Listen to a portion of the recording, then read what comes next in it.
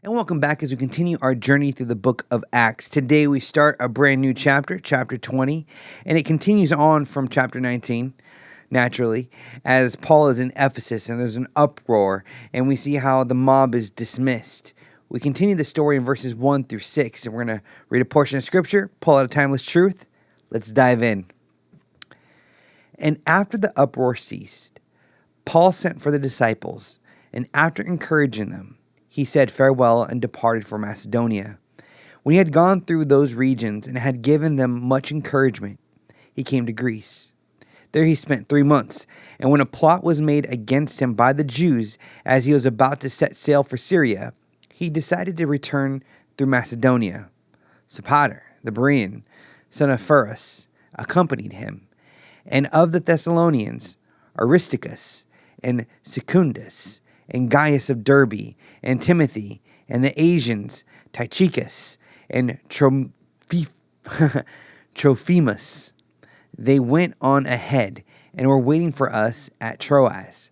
But when we sailed away from Philippi, after the days of unleavened bread, and in 5 days we came to them at Troas, where we stayed for 7 days. Thank you for having grace with me as I'm pronouncing Greek names. I appreciate it. So as the uproar in Ephesus subsided, the disciples may have felt shaken.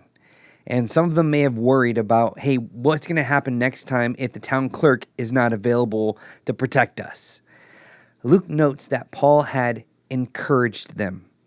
It's a Greek word that conveys far more than a quick pep talk or motivation or an inspiring quote. It pictures someone coming alongside someone listening to the fears, addressing their real concerns, and speaking comfort that actually fuels courage. Paul met with them in their discouragement, offering hope and direction so they can press on in his absence.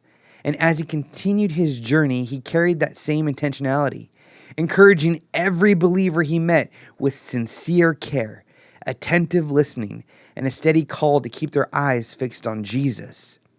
This kind of encouragement requires intentionality, patience, and a willingness to meet people where they're at, and to know where to meet them spiritually, but also emotionally. Though Paul was known for his intellect, his boldness, and passion for Christ, he was not above slowing down to invest in others.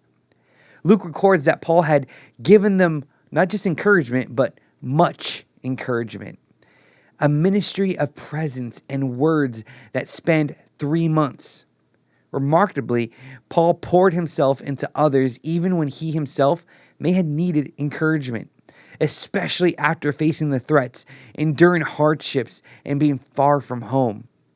You see, without Barnabas, the son of encouragement, by his side, Paul still chose to be the one who lifted others up.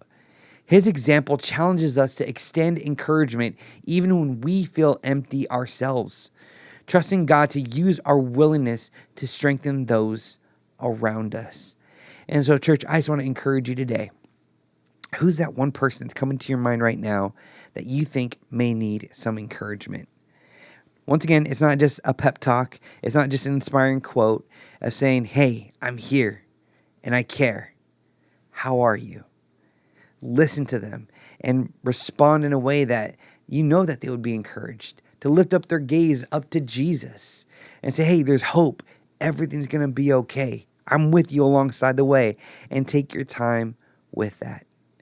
And if you are struggling to think about one person who you can encourage, won't you pray about it?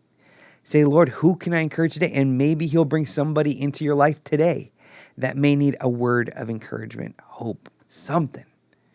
Be a conduit of his grace. God bless.